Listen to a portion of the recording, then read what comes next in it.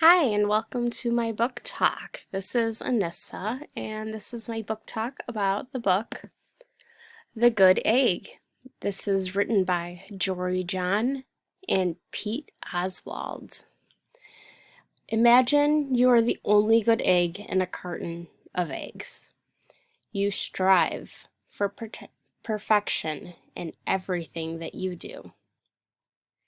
This book takes place in a grocery store in the refrigerated section in the egg area. More specifically, in his 1 dozen carton of eggs.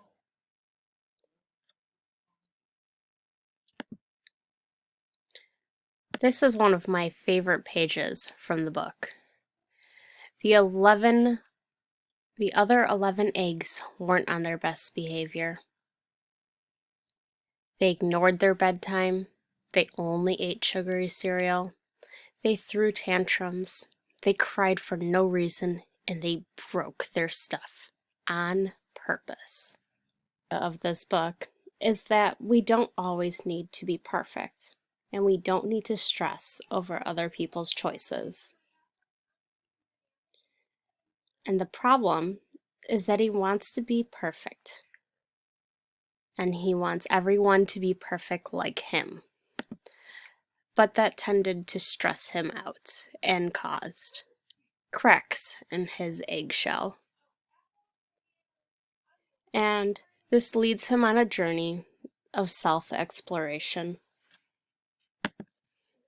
He took walks, I read books, I floated in the river, I wrote in my journal. I found simple moments to be quiet. I breathed in, I breathed out, I even started painting.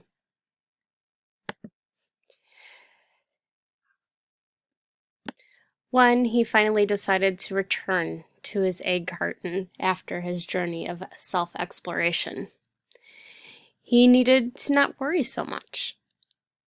And he decided to show everyone else some self-care.